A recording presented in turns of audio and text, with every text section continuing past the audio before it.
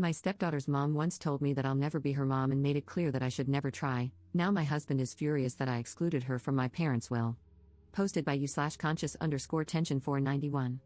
I, 35F, have 2 kids, 17M and 17F, and one stepdaughter, 18F, whom I met when she was 11. The other day, I was at my parents' house going over some estate planning, as I am the executor, and while reviewing, I saw that my folks had split their assets, with half going to my 2 siblings and me, and the other half to their grandkids, all to be distributed evenly. My stepdaughter was included. When I asked them about this, they said they wanted to be fair. Their estate isn't super large, but the sum would be substantial, think something like a new car. I told my parents that, while generous of them, I didn't think it was necessary and that it would be better to split the assets between their 5 grandkids.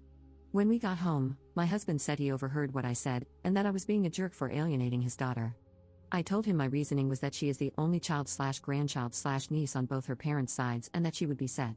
Her grandparents own multiple properties, her uncles are fairly well off and live in a high cost of living area, and, well, she's the only kid, and it's not looking like, at least on his side, that she'll have any cousins. Plus, their collective net worth is substantially more than my side.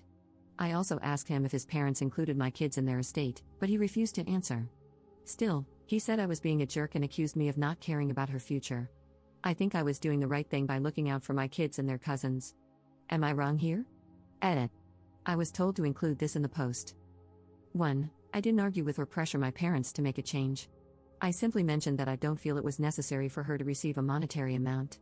2. My mom plans on giving her a set of family heirloom jewelry that is her birthstone.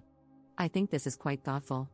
I'm not a big jewelry person, and she has other sets for the other girls in the family, so I feel this is okay.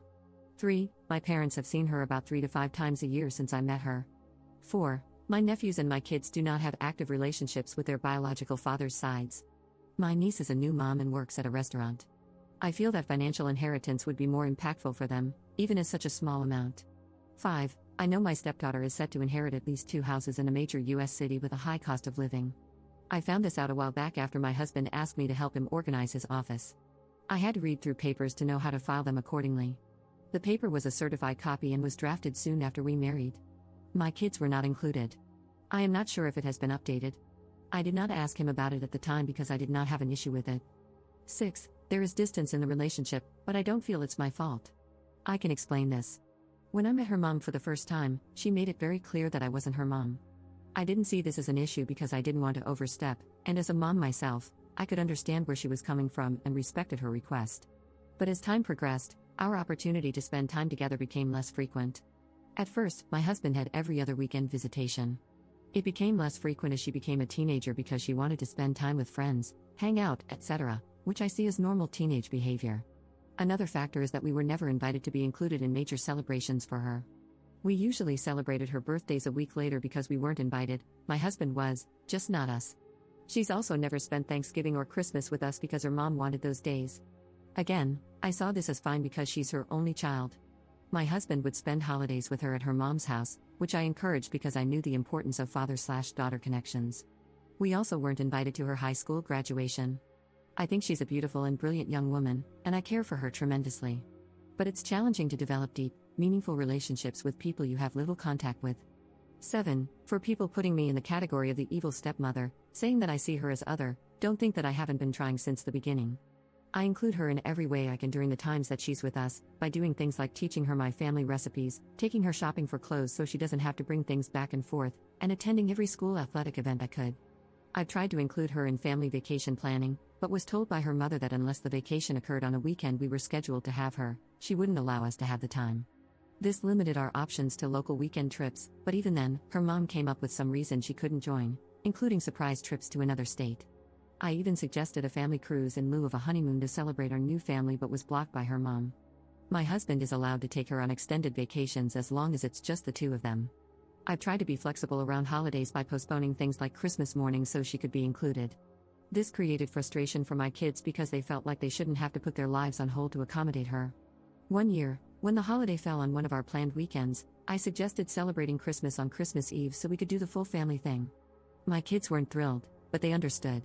In the end, we didn't end up spending any time with her, as her mom told us she planned to have a dinner party on Christmas Eve and needed my stepdaughter to help her prepare.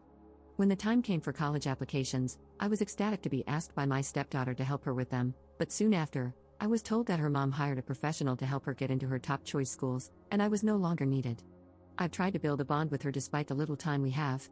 I've consistently told my husband that I feel we need more time with her to help strengthen our relationship, at the very least by him maintaining his every other weekend schedule. He's told me that ultimately, her mom is her mom, and she determines her schedule and how she spends her time. He's also expressed that he fears if he undermines her mom, he might lose the time and relationship he does have with her. I don't want to be the reason for any break in their relationship. His time and relationship with her haven't changed, so maybe he doesn't see the need for me or my kids to be involved. But if he doesn't advocate for us, then what am I supposed to do? Update 1 day later. I haven't had the opportunity to discuss all of this with my husband, as I was waiting to speak with my therapist to get advice on the best way to approach the conversation. However, I did receive a phone call this morning from my father-in-law, whom I see as an absolute angel of a man. Apparently, my husband told his mom about our argument, and my mother-in-law went off, which is how my father-in-law found out about it. He asked me for my side of the story, and I very emotionally told him everything as I listed in the original post. I told him it was not my intention to alienate my stepdaughter in any way, and that this whole thing has created a nightmare. After a deep breath and a slight pause, my father-in-law said that I did the right thing. A few years ago, he suffered a series of strokes, which prompted him to reevaluate the estate to ensure everything was in order. He is quite old, close to 90, and has a lot of underlying health issues. He and my mother-in-law share all of their assets, and she is also his power of attorney in case anything happens. Because they have a family trust, he wanted to include her and his sons in the discussion. He told me that he brought up the idea of including my children in the family trust. He proposed allocating 10% of the trust's liquid assets to be split between my 2 kids to help them get a start in life. He then said that my mother-in-law pushed back very hard, arguing that because my children were not biologically related to the family, they should not be considered.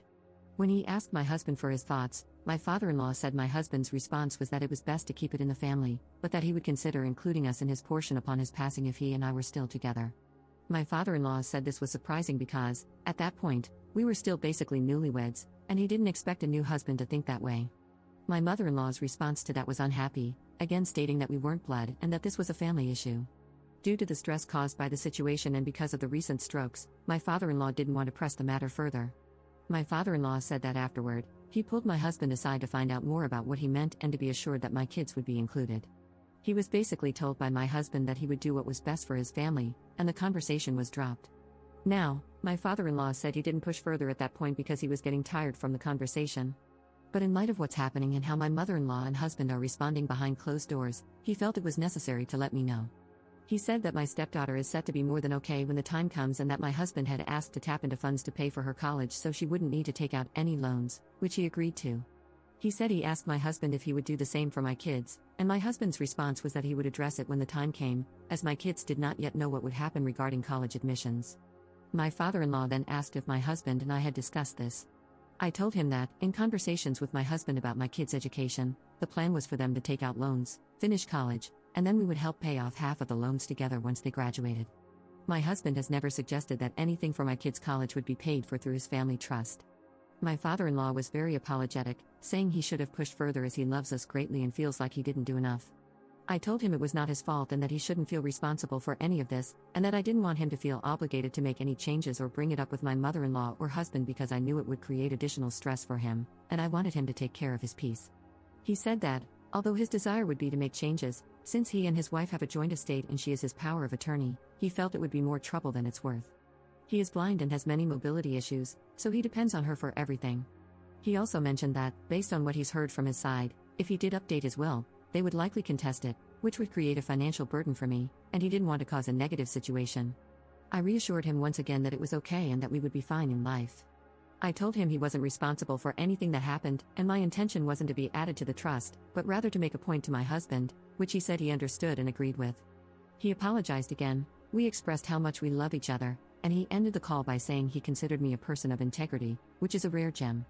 Now that I have this information, I feel like this whole situation has brought to light many things I hadn't considered about my marriage.